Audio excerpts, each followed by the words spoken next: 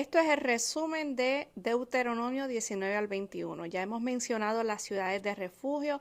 Se habló detalladamente en Números 35 del versículo 9 al 34. En este capítulo Moisés está hablando sobre los términos generales para el orden social y comunitario. Así que se hablan de 3 ciudades que iban a establecerse después de la conquista de Canaán, en adición a las que ya hemos visto que se añadieron al oeste. Si ellos eran fieles guardando los mandamientos del Señor, entonces Jehová le iba a añadir 3 ciudades más. Y esto de lo que habla es de expansión de su territorio, de su frontera. Pero esto tenía que sujetarse a la obediencia. Claro, porque Dios hace su parte, Él cumple sus promesas, pero a nosotros nos corresponde hacernos cargo de nuestra parte.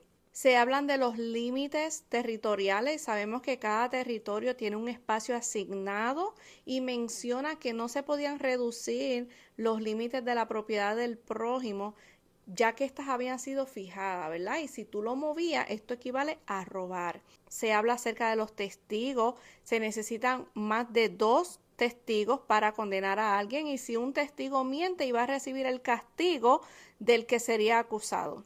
El capítulo 20 habla de las leyes de la guerra. Lo primero es no tener miedo, porque si Jehová te envía, Él te va a respaldar. Debemos de confiar en Dios en medio de cada batalla. Y antes de pelear, el sacerdote iba a animar a los soldados, ¿verdad? A confiar en Dios, porque la victoria siempre está ligada a nuestra fe en Dios y no en nuestra fuerza. Así que habían algunos varones que iban a estar excusados de la guerra, y estos eran los que habían construido una casa nueva y no la habían entrenado, los que habían plantado viña y no habían comido de ella, los que estaban comprometidos o recién casados, y aquellos que tenían miedo. ¿Sabe? Porque es que el miedo es contagioso y no podemos estar cerca de personas que no quieren ir a la batalla, o que tú lo tienes que estar motivando todo el tiempo, porque esto también te cansa y te desalienta a ti. Así que si ellos tenían miedo, mira, vete para tu casita, no hay problema, no te vamos a juzgar. Y el capítulo 21 habla de diversas leyes de justicia y de la familia. Así que si se encuentran un cadáver y no saben quién lo mató, la ciudad más cercana donde se encontró ese cuerpo tenía que hacerse responsable del cadáver. Y vemos que la autoridad final siempre reposa sobre los sacerdotes para resolver las disputas, las ofensas. Debería de hacerse un sacrificio para pedirle perdón a Dios, y los ancianos lavaban sus manos, hacían una oración. Hay unas especificaciones para llevar todo esto a cabo. Y hace poco estuve llevando un mensaje en la iglesia de ser celosos de buenas obras. Y estos versículos aquí están hablando de que nosotros como comunidad debemos de responsabilizarnos de lo que sucede alrededor de nosotros, de dejar de estar indiferente ante la maldad que nos rodea, de que seamos luz, de que seamos agentes de cambio en el lugar que Dios te ha plantado.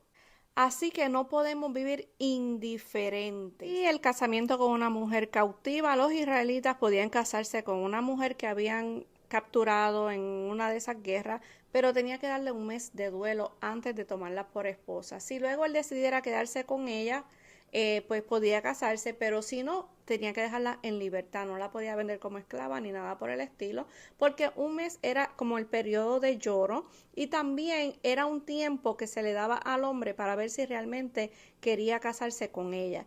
Y se habla del derecho del primogénito. Si un hombre tiene 2 hijos con diferentes mujeres, pero ama más a una que a la primera con el que tuvo su primer hijo, él no le puede quitar la doble porción y dársela al segundo hijo, porque le corresponde al primogénito. Y habla de las leyes del hijo rebelde. Esto fue un poquito difícil para mí, pero si un joven persistía en ser rebelde, en desobedecer a sus padres, los padres podían acusarlo y llevarlo ante los ancianos y acusarlo de rebeldía, y podía morir apedreado, ya que estaba violando el 5.º mandamiento. Y cuando podemos ver también que cuando un joven es rebelde contra sus padres, es rebelde contra todo el mundo, contra toda la sociedad. Así que vemos la autoridad que el Señor le dio a los padres sobre sus hijos, y el rol de la familia, nuestra función de que podamos ejercer esa educación, de instruirlo en su camino y de que sean temerosos del Señor. Así que cierra el capítulo hablando de que si alguien era sentenciado a muerte para ser colgado, su cuerpo no se podía dejar allí toda la noche, sino que tenían que bajarlo en la tarde. y porque si no, esto iba a traer como una contaminación contra la tierra, como lo citó el apóstol en Gálatas 3:13. Pero hasta aquí el resumen de hoy. Espero que te haya gustado. Somos Locos por Jesús.